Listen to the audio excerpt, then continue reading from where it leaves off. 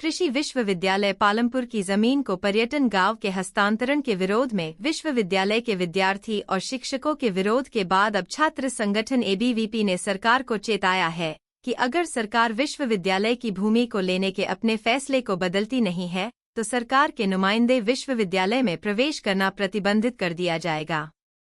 ABVP के प्रदेश मंत्री आकाश नेगी ने शिमला में पत्रकार वार्ता के दौरान कहा कि प्रदेश सरकार विश्वविद्यालय की 112 हेक्टेयर भूमि को पर्यटन गांव के लिए हस्तांतरित करने जा रही है, जिसका लगातार विरोध किया जा रहा है। उन्होंने कहा कि जिला कांगड़ा को पर्यटन की राजधानी बनाना स्वागत योग्य है, लेकिन इसकी एवज में पालमपुर में टूरिज्म विलेज के लिए कृषि विश्वविद्यालय की 112 हेक्टेयर भूमि लेने का निर्णय पूरी तरह से गलत है।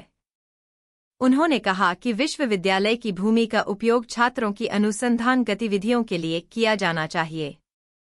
आकाश नेगी ने कहा कि विद्यार्थी परिषद अपना आंदोलन जारी रखेगा जब तक सरकार इस निर्णय को वापस नहीं ले लेती है। अगर ऐसा नहीं किया जाता है तो सरकार की किसी भी प्रतिनिधि को कृषि विश्वविद्यालय में घुसने नहीं दिया जाएगा। आती है किस यूनिवर्सिटी के अंदर जो एरिया है, जो मेन कैंपस पालमपुर में है, जो लगभग 389 हेक्टेयर का पूरा एरिया है, उसमें से 112 हेक्टेयर जो जमीन है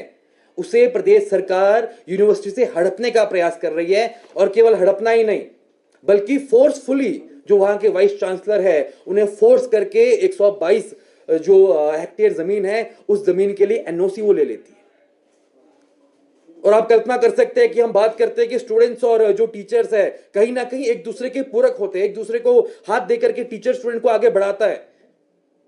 और आज अगर हम अखबारों को भी लेकर देखेंगे तो हमारे सामने आएगा कि किस प्रकार से सीएसके यूनिवर्सिटी के अंदर टीचर्स को और स्टूडेंट्स को एक जॉइंट आंदोलन करना पड़ा। वो आंदोलन इसीलिए करना पड़ा कि वो प्रदेश सरकार के इस निर्णय के विरोध में खड़े थे, जिस निर्णय में यह दिखाया जाता है कि 122 हेक्टेयर जमीन जो सीएसके यूनिवर्सिटी के पास है, जो जमीन वहां के जो 100 से अधिक जो अपने जानवर वहां पर है, जो गौशाला वहां पर चलती है, 180 से ज्यादा जानवर वहां पर है, जो उनके लिए फीडिंग लैंड है, जो वहां पे एग्रीकल्चर अपना जो एग्रीकल्चर जमीनों पे काम होने वाले जो मशीन्स होती है जिसे हम एग्रीकल्चर इंजीनियरिंग के नाम से जानते हैं, उसकी मशीन्स वहां पर है। और कहीं ना कहीं जो पालमपुर में हम सभी को मालूम है वो एक फीडिंग एरिया के साथ साथ वहां पर टी गार्डन भी बहुत बड़ी संख्या में है। कर सकते हैं कि पूरे नॉर्थ इंडिया के छात्र वहां पर आकर पढ़ाई करता है, जो एग्रीकल्चर के लिए जाना चाहता है, जो चाहता है कि ऑर्गेनिक फार्मिंग के लिए मैं जाऊं, जो चाहता है कि कहीं ना कहीं आज हम देखते हैं कि पूरा देश ऑर्गेनिक की तरफ बढ़ चला है। अगर हम बात करें कि पेस्टिसाइड जो भी हमारे इसमें एग्रीकल्चर में यूज होता है, कहीं ना कहीं उनसे हट करके वो एक इंस्टीट्यूट, एक यूनिवर्सिटी जो ऑर्गेनिक फार्मिंग की बात कर रहा है, लेकिन उस फार्मिंग के पास जो जगह है उस जमीन को जबरदस्ती प्रदेश की सरकार उनसे छीनना चाहती है। और जब इसके लिए आवाज उठाई जाती है तो बहुत ही गुपचुप तरीके से, बिल्कुल शांत, अगर ये चीज मीडिया में नहीं आती, इस चीज को अगर वहां के जो अध्यापक है, वहां पे एग्रीविजन की टीम है, अगर वो बाहर निकल के इस चीज पे रिसर्च नहीं करती और वहां पे जो जवाबदेह है लोग उनसे पूछती नहीं कि क्या एनओसी जा चुकी है, तब तक ये चीज सामने ही नहीं आती और वहां पे एक बहुत बड़ा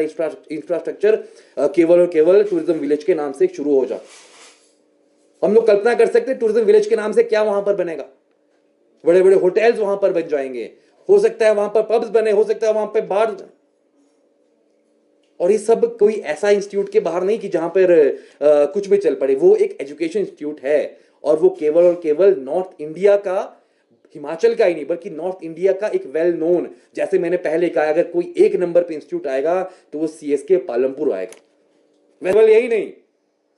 मैं आप सभी के समक्ष एक और बात रखना चाहूंगा कि बहुत लंबे समय से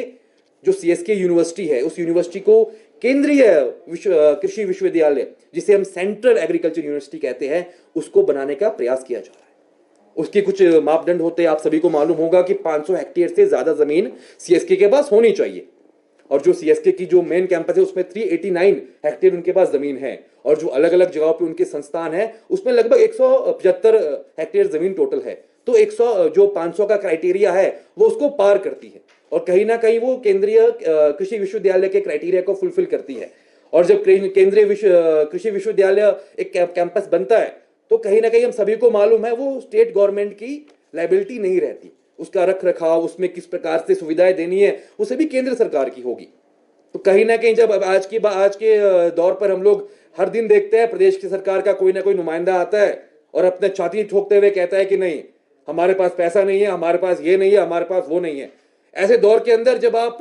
एक यूनिवर्सिटी हिमाचल का अपग्रेड होकर के केंद्रीय विश्वविद्यालय खुद बनना चाह रहा है, खुद बन सकता है, वो कैपेबल है, वो क्राइटेरिया को फुलफिल कर रहा है, लेकिन उस दौर पे भी आप उस यूनिवर्सिटी के क्राइटेरिया को काटने का प्रयास कर रहे हैं और 112 हेक्टेयर जमीन आप उससे छीनना चाहते हैं। वो दे नहीं रहे, उन्होंने मना किया है। और आप लोग मानेंगे जो एनओसी दी गई, उस एनओसी में स्पेशली यूनिवर्सिटी ने मेंशन किया है कि इस जमीन को जो आप ले रहे हैं, इसको आपको देने के बाद विश्वविद्यालय को क्या क्या नुकसान होगा। कि टूरिज्म के नाम पर किसी एक संस्थान की, एक यूनिवर्सिटी की ऑटोनॉमी को चोट पहुंचाकर अगर वहां पे आप जमीन को हड़पने की कोशिश करेंगे तो विद्यार्थी परिषद हमेशा आपके समक्ष खड़े रहेगा, हमेशा छात्रों के साथ खड़ा रहेगा। और इस मीडिया कॉन्फ्रेंस के माध्यम से मैं सीएसके के छात्रों को भी निश्चित रूप से सुनिश्चित करना चाहता हूं कि एवीपी सीएसके के हर एक छात्र के साथ है और सीएसके की जो जमीन है, जो जबरदस्ती प्रदेश की सरकार हड़प रही है, उसे हम हड़पने नहीं देंगे। इसी मुद्दे को आगे लेकर